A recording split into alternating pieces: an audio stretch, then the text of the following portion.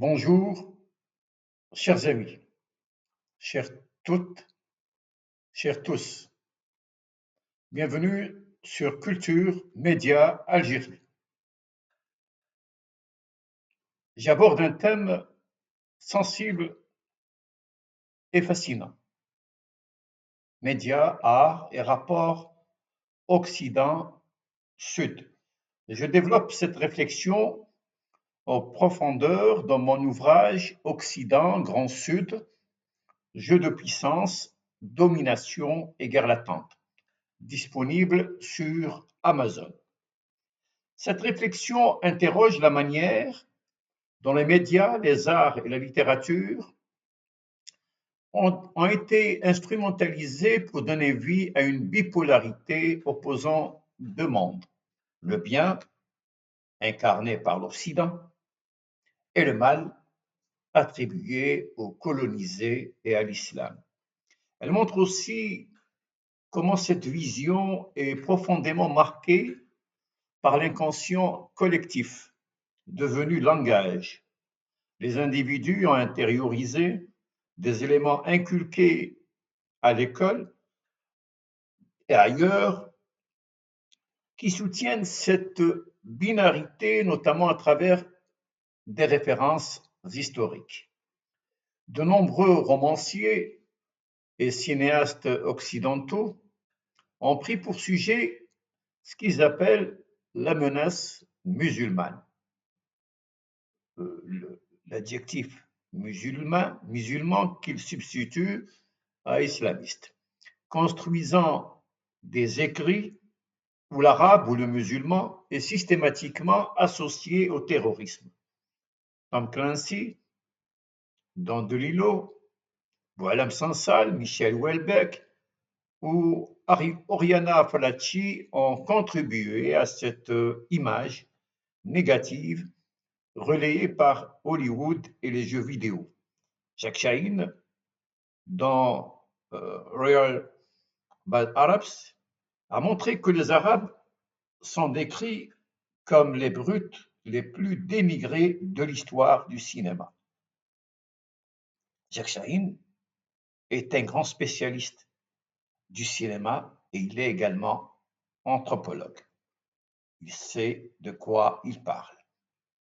Cette construction imaginaire, nourrie par les industries culturelles, ne se limite pas à l'art. Elle s'inscrit dans une logique de domination symbolique. L'orientalisme déjà dénoncé par Edward Said a légitimé les conquêtes coloniales et continue de structurer les représentations. Fernand Braudel rappelait pourtant que vivre pour une civilisation, c'est donner, recevoir et emprunter.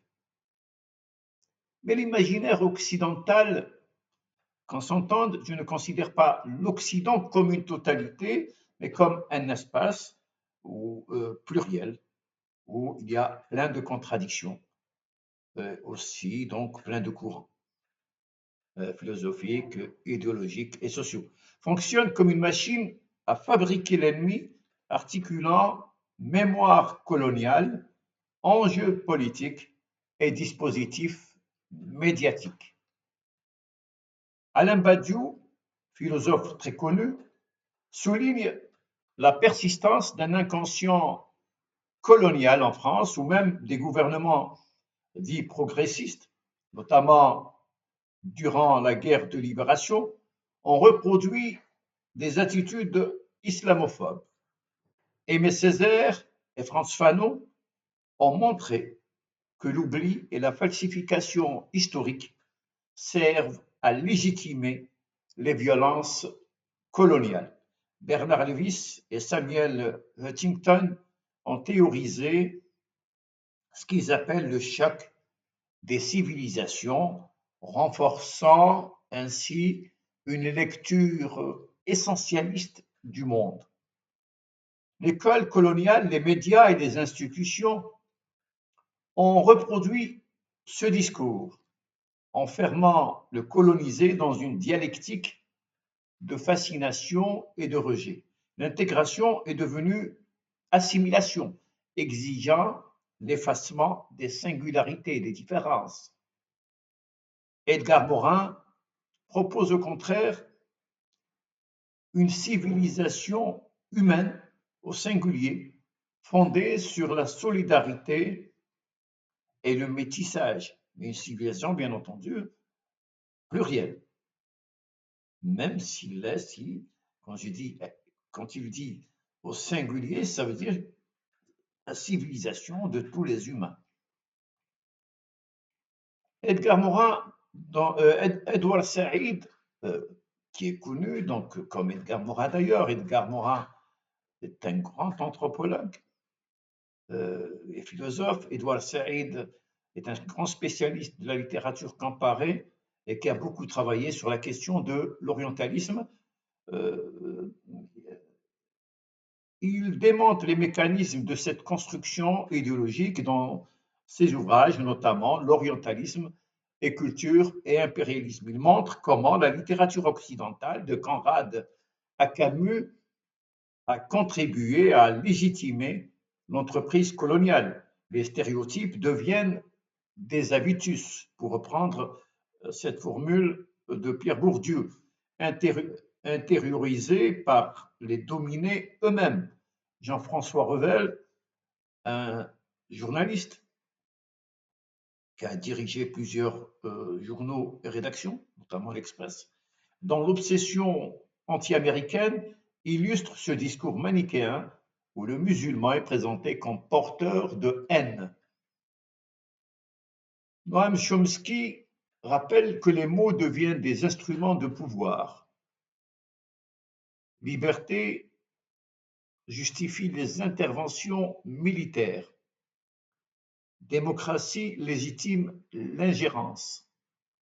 Et ennemi maintient la mobilisation permanente.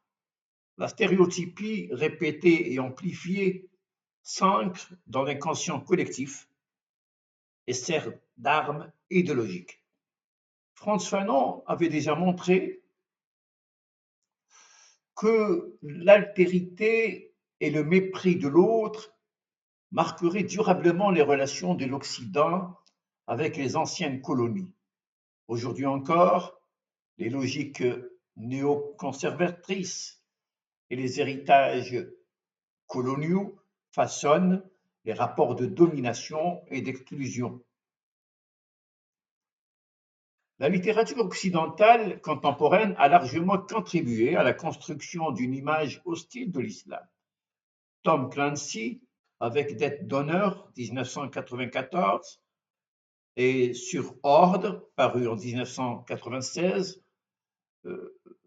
met en scène Jack Ryan, agent de la CIA, héros-positif, qui sauve la patrie d'un danger musulman. Dans Sur ordre, un dictateur islamiste provoque le crash d'un avion sur le Capitole, entraînant une répression sanglante contre des musulmans parqués dans des camps. Ronald Reagan qualifiait Clancy de romancier parfait, preuve de l'impact idéologique de ces récits. Dans De Lillo, Michel Houellebecq et Oriana Fallaci ont également contribué à cette image hostile présentant l'arabe comme une menace civilisationnelle. Après le 11 septembre 2001, ce thème s'est amplifié, nourrissant une littérature obsédée par ce qu'ils appellent le terrorisme musulman. Ces récits ne sont pas neutres. Ils participent à la fabrication d'un imaginaire collectif où l'islam est réduit à une menace permanente. Hollywood a joué un rôle majeur dans la fabrication de l'image négative de l'arabe. Comme je l'ai dit, Jacques Chahine, un grand spécialiste du cinéma, dans Real Bad Arabs et anthropologue reconnu, a montré que les Arabes sont décrits comme des brutes sanguinaire des terroristes haineux. Des films comme Le Cheikh, 1921, Casablanca, 1942, Exodus, 1960, Black Sunday, 1977, Delta Force, 1986, ou Executive Decision, 1996, opposent un Occident civilisé à des Arabes barbares. Les jeux vidéo prolongent cette logique. War in the Gulf, 1993, Desert Storm, réalisé en 2002, Call of Duty Modern Warfare 2007, mettent en scène des musulmans comme ennemis à abattre. Un autre grand spécialiste du cinéma et anthropologue reconnu, historien aussi, Vít Schiller, souligne que l'islam est régulièrement associé au terrorisme. La représentation des musulmans ordinaires est marginalisée. Ces représentations répétées et amplifiées s'ancrent dans l'inconscient collectif et justifient les politiques sécuritaires.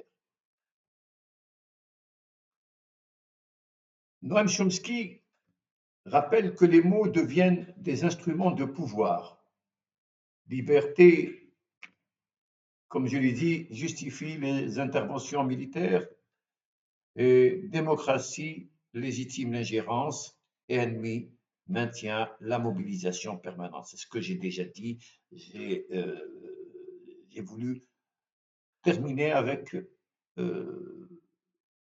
cette manière de faire, ce travail sur la langue, sur le langage et l'usage du langage à des fins idéologiques et à des fins politiques et de mise à l'écart des colonisés. Cette intervention, si vous voulez, nous rappelle que la fabrication de l'ennemi est une constante historique et politique. Elle repose sur des fantasmes, des clichés et des représentations biaisées qui enferment l'islam et les sociétés arabes dans une image réductrice, confondant musulmans et islamistes, islam et islamisme à dessein. Je développe cette analyse en détail dans mon ouvrage Occident, Grand Sud, jeu de puissance, domination et guerre latente, où j'examine les mécanismes de domination et les guerres latentes qui structurent les relations entre l'Occident et le Grand Sud, qui ne sont pas du tout des totalités, mais ce sont tout simplement des constructions idéologiques. Déconstruire ces discours, c'est redonner à l'autre sa complexité, c'est mettre en œuvre une nouvelle altérité ouverte à toutes les classes sociales au monde et ouvrir la voie à une véritable rencontre. Merci d'avoir suivi cette exploration sur Culture Média Algérie. N'oubliez pas de vous abonner, de partager et de laisser vos impressions en commentaire. Parce que l'essentiel, c'est de dialoguer, c'est de discuter, c'est d'aller au fond des choses. C'est aussi de nous contredire, pourquoi pas. À très bientôt, chers amis, pour une nouvelle rencontre avec les cultures, les mémoires et les résistances. À bientôt et merci beaucoup de votre attention. À bientôt.